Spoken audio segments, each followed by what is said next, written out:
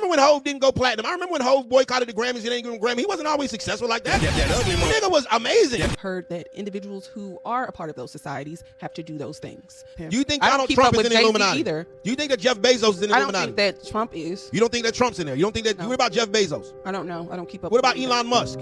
I don't keep up with him, but he exactly. See what I'm saying? See, when it comes to black men, goddamn it, it's so assured. We're guilty until proven innocent. When we talk about any other race, any other person, or any other kind, not all of a sudden it's debatable. It's I don't know. That's the goddamn programming that we have been goddamn given our oppressors. Don't nobody hate a nigga more than a nigga, bro. And I hate to say it like that. Don't nobody hate black people more than black people. Now Jay-Z got to be in a secret society, but Elon Musk ain't. Kevin Hart got to be in a secret society, but Donald Trump ain't. Now Barack Obama had to sell his soul, but goddamn it, Hillary Clinton didn't. Programming within the black community to make us hate ourselves and water us down. No, we're amazing people. We do amazing things. We have outer world talent. Goddamn it, why can't it just be we dope and some shit and we learn how to run a bag up? I can't stand the way we slight each other. It's sickening. Yo, so we back in here for another edition of F-ya-Motha, and while I like his messaging overall on that particular one, I think you got to specify that I don't think it's black people hate black people more than anybody. I think it's uneducated, stupid, dumb motherfuckers, and he just happen to be black.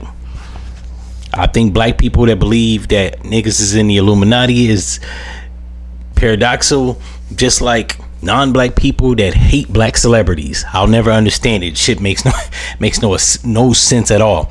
But if you had to ask me, I think it's uneducated Southerners mostly. Now there are up north people out west that believe in that Illuminati shit.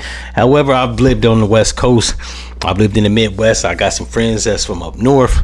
I live in the South right now. I'm in Atlanta. And most people that believe that train of thought is a lot of people from the South, uneducated motherfuckers that don't read. So they hear Illuminati, secret society. They believe a nigga gotta be a part of that shit. And Jay-Z doesn't make it no better.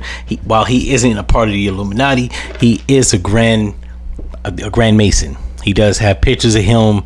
I don't know how they got the pictures, but it's authenticated. And he is a Mason. That's not the same as an Illuminati. I don't know if they do rituals. I know the Illuminati was founded by Adam Weishaupt, a German racist motherfucker. He didn't too much particularly like melanated people. I highly doubt it 300 years later, give or take, that his organization is now admitting black people in, even if they are influential and or popular. But yeah, I think it's uneducated people, mostly people in the South. They don't read.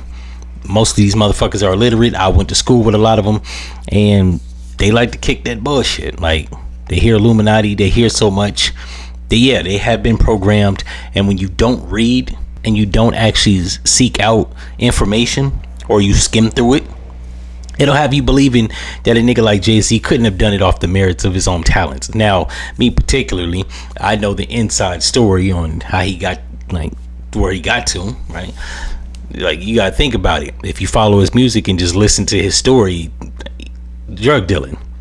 Now, Faison Love likes to say that he didn't sell no drugs. Jay-Z's first album, he got samples from Nas, Snoop Dogg, Wu-Tang. How you get samples, bro, and you're nobody?